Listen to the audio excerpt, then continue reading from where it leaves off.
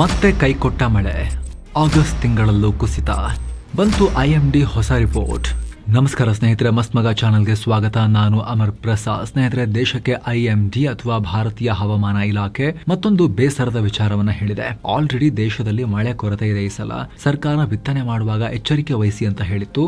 ಇತ್ತ ಬೆಂಗಳೂರಿನಂತಹ ಮಹಾನಗರಗಳಲ್ಲಿ ಈ ಸಲ ಟ್ಯಾಂಕರ್ನಲ್ಲಿ ನೀರು ಹಿಡಿಯೋ ಪರಿಸ್ಥಿತಿ ಬರದೇ ಇದ್ರೆ ಸಾಕು ಅಂತ ಎಲ್ಲರೂ ಅನ್ಕೊಳ್ತಾ ಇದ್ರು. ಏನೋ ಕಾವೇರಿ ನೀರಿಗಾಗಿ ಕರ್ನಾಟಕ ತಮಿಳುನಾಡು ಕಿತ್ತಾಟ ಮಾಡ್ತಿರೋದು ಕೂಡ ನಿಮಗೆ ಗೊತ್ತೇ ಇದೆ.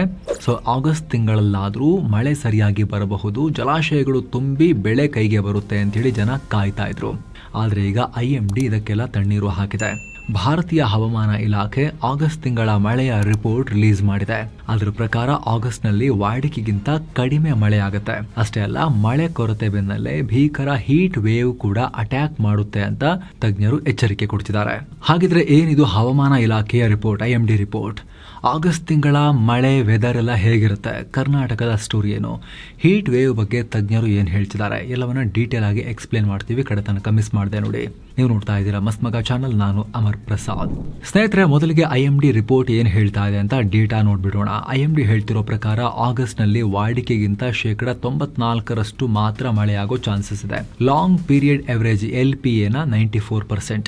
ಅಂದ್ರೆ ಆಗಸ್ಟ್ ನಲ್ಲಿ ಆಗಬೇಕಾಗಿರೋ ಮಳೆಯಲ್ಲಿ ಆಲ್ಮೋಸ್ಟ್ 6% ಕಮ್ಮಿ ಆಗುತ್ತೆ ಅಂತಲೇ ಹೇಳಿದ್ದಾರೆ. 1971ರಿಂದ 2020 ನಡುವಿನ ಆವರೇಜ್ ನೋಡಿದ್ರೆ ಆಗಸ್ಟ್ ನಲ್ಲಿ 254 ಮಿಲಿಮೀಟರ್ ಮಳೆಯಾಗಬೇಕು. ಆದ್ರೆ ಈ ಬಾರಿ ಆಗಸ್ಟ್ ಅಲ್ಲಿ ಇಷ್ಟು ಮಳೆಯಾಗೋದು ಡೌಟ್ ಅಂತ IMD ಹೇಳ್ತಾ ಇದೆ. ಹಾಗಂತ ದೇಶದ ಪ್ರತಿ ಮೂಲೆಯಲ್ಲೂ ಒಂದೇ ತರ ಇರುತ್ತೆ ಮಳೆ ಅಂತ ಅಲ್ಲ. ಕೆಲ ಕಡೆ ಆವರೇಜ್ ಗಿಂತ ಜಾಸ್ತಿನೂ ಮಳೆ ಆಗ್ಬೋದು, ಇನ್ನು ಕೆಲ ಕಡೆ ಇದಕ್ಕಿಂತ ಕಮ್ಮಿನೂ ಮಳೆ ಆಗ್ಬೋದು, ಅರ್ಧಕ್ಕರ್ಧ. ಒಟ್ಟಾರೆ ಇಡೀ ದೇಶದಲ್ಲಿ ಅಗೇನ್ ರಾಜ್ಯದಿಂದ ರಾಜ್ಯಕ್ಕೂ ಚೇಂಜ್ ಆಗ್ಬೋದು. ಇವರು ಇಡೀ ದೇಶದಲ್ಲಿ 94% ಗಿಂತ ಕಡಿಮೆ ಮಳೆ ಆಗುತ್ತೆ ಅಂತ ಹೇಳಿ ಹವಾಮಾನ ಇಲಾಖೆ ಹೇಳಿರೋದು. ಸೊ ಇದು ಒಂದು ಪಾಯಿಂಟ್, ಯಾಕಂದ್ರೆ ಇದು ಮುಖ್ಯ. ಇದು ಆಲ್ರೆಡಿ ಕಳೆದ 2 ತಿಂಗಳಲ್ಲಿ, ಅದರಲ್ಲೂ ಕೂಡ ಜೂನ್ ನಲ್ಲಿ ಮಳೆ ತುಂಬಾ ಕೊರತೆ ಇತ್ತು. ಜುಲೈನಲ್ಲಿ ಸ್ವಲ್ಪ ಮಳೆ ಆಗಿದೆ, ಸ್ವಲ್ಪ ಮ್ಯಾನೇಜಬಲ್ ತರ ಬಂದಿದೆ ಜುಲೈನಲ್ಲಿ. ಆದ್ರೆ ಎಷ್ಟು ವಾಡಿಕೆ ಇತ್ತು ಆಲ್ಮೋಸ್ಟ್ ಅಷ್ಟೇ ಮಳೆ ಬಂದಿದೆ. ಜೂನ್ ಅಲ್ಲಿ ತುಂಬಾ ಕಮ್ಮಿ ಇತ್ತಲ್ಲ, ಅದು ಪ್ರಾಬ್ಲಮ್. ಇಲ್ಲಿ 40% ಮಳೆ ಕಮ್ಮಿ ಆಗಿತ್ತು ಜೂನ್ ನಲ್ಲಿ, ಅರ್ಧಕ್ಕರ್ಧ ಮಳೆ ಇರಲಿಲ್ಲ. ಆಮೇಲೆ ಜುಲೈನಲ್ಲಿ ವಾಡಿಕೆ ಎಷ್ಟು ಮಳೆ ಆಗಿದೆ ಮಿಲಿಮೀಟರ್ ಲೆಕ್ಕದಲ್ಲಿ ತಗೊಂಡ್ರೆ.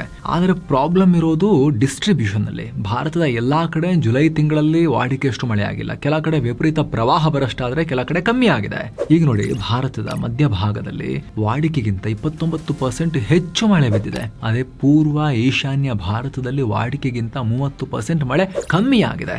ಇತ್ತ ದಕ್ಷಿಣ ಭಾರತದಲ್ಲಿ ಕರ್ನಾಟಕವು ಸೇರಿದ ಹಾಗೆ ದಕ್ಷಿಣ ಭಾರತದ ಓವರ್ ಆಲ್ ಆವರೇಜ್ 28% ಮಳೆ ಕಮ್ಮಿ ಆಗಿದೆ. ಸೊ ಜೂನ್ ತಿಂಗಳಲ್ಲಿ ಆಗಿದ್ದ ನಷ್ಟ ಕವರ್ ಮಾಡೋಕೆ ಜುಲೈ ತಿಂಗಳ ಕೈಯಲ್ಲಿ ಎಲ್ಲಾ ಕಡೆನೂ ಆಗಿಲ್ಲ.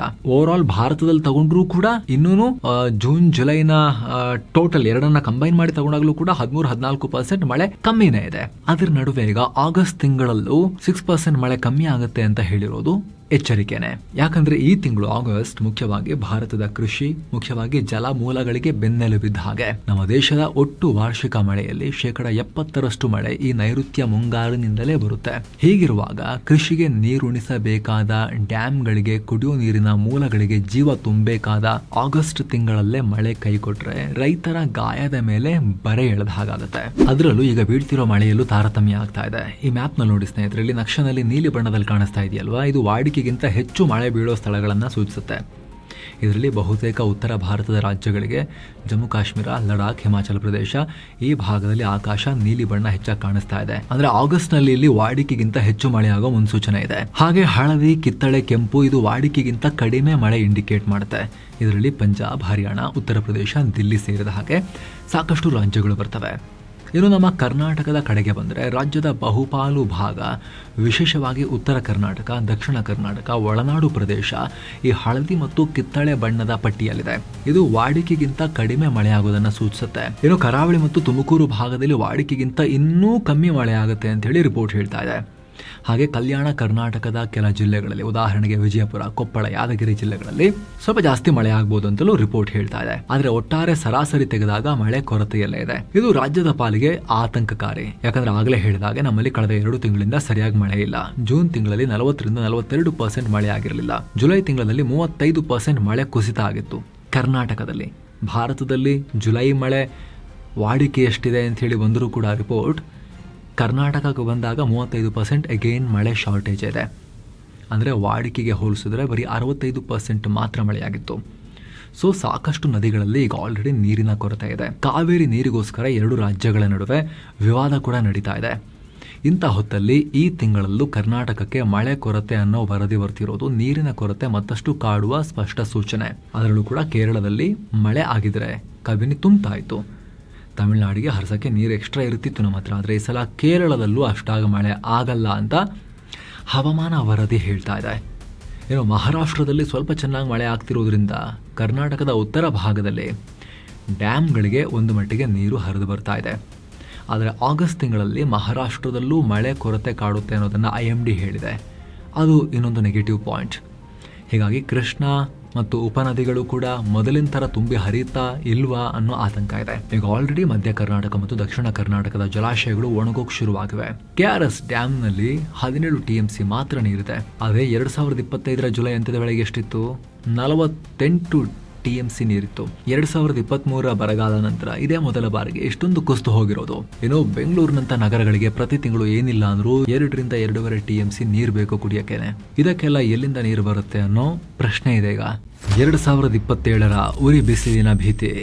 ಸ್ನೇಹಿತರೆ, ಎಲ್ ನಿನಿಯೋ ಇದರ ಬಗ್ಗೆ ನಾವು ಬೇರೆ ಬೇರೆ ರಿಪೋರ್ಟ್ಸ್ ಅಲ್ಲಿ ಡೀಟೇಲ್ ಆಗಿ ಸೈಂಟಿಫಿಕ್ ಆಗಿ ಎಕ್ಸ್ಪ್ಲೈನ್ ಮಾಡಿದೀವಿ. ಮತ್ತೆ ನಾವು ಅಲ್ಲಿಗೆ ಹೋಗಲ್ಲ ಏನು ಎಲ್ ನಿನಿಯೋ ಅಂತ. ಈ ಎಲ್ ನಿನಿಯೋದಿಂದ ಪೆಸಿಫಿಕ್ ಸಾಗರದ ನೀರು ಬಿಸಿಯಾಗಿ ಇದರಿಂದ ಮಾರುತಗಳ ದಿಕ್ಕು ಬದಲಾಗಿ ನಮ್ಮ ಭಾರತಕ್ಕೆ ಬರಬೇಕಾದ ಮಳೆ ಮೋಡಗಳು ಬೇರೆ ಕಡೆಗೆ ಶಿಫ್ಟ್ ಆಗ್ತವೆ.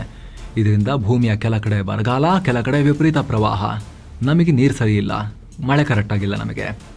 ಸೆಪ್ಟೆಂಬರ್ ಅಕ್ಟೋಬರ್ ಹೊತ್ತಿಗೆ ಈ ಎಲ್ ನಿನಿಯೋ ಮತ್ತಷ್ಟು ಸ್ಟ್ರಾಂಗ್ ಆಗುತ್ತೆ ಅನ್ನೋ ಆತಂಕವನ್ನು ಹವಾಮಾನ ತಜ್ಞರು ವಿಜ್ಞಾನಿಗಳು ವ್ಯಕ್ತಪಡಿಸಿದ್ದಾರೆ.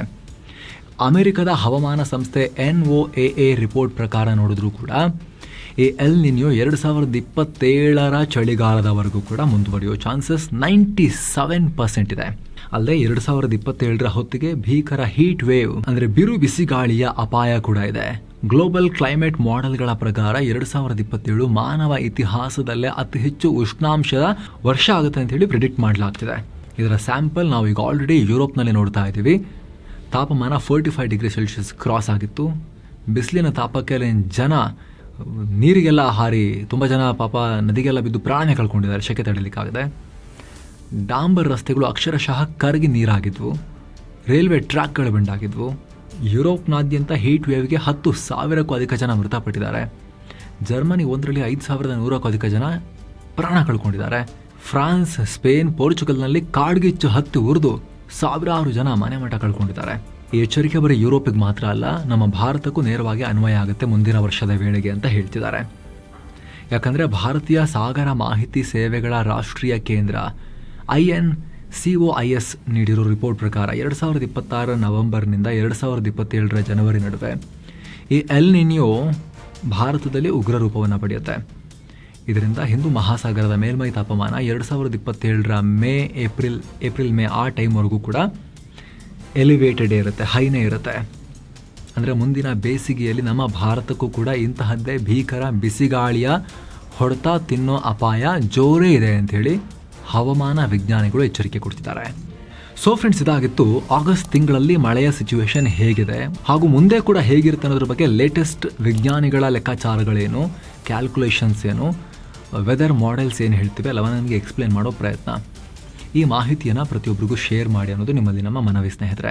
ಕಡೆದಾಗಿ ನಿಮ್ಮಲ್ಲಿ ಇನ್ನೊಂದು ರಿಕ್ವೆಸ್ಟ್ ಏನು ಅಂದರೆ, ವಿಡಿಯೋ ಕೆಳಗಿರೋ ಜಾಯಿನ್ ಬಟನ್ ಮೂಲಕ ನೀವು ನಮ್ಮ ಚಾನಲ್ಗೆ ಆಸಕ್ತರು ಮೆಂಬರ್ಸ್ ಆಗಿ ಜಾಯ್ನ್ ಆಗ್ಬೋದು.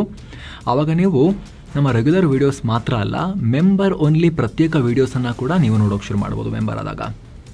ಆಸಕ್ತರು ವಿಡಿಯೋ ಕೆಳಗಿರೋ ಜಾಯಿನ್ ಬಟನ್ ಮೇಲೆ ಕ್ಲಿಕ್ ಮಾಡಿ ಡೀಟೇಲ್ಸ್ ಚೆಕ್ ಮಾಡಿ. ಮತ್ತೆ ಭೇಟಿ ಆಗ್ತಿರೋಣ ಸ್ನೇಹಿತರೆ. ನಮಸ್ಕಾರ.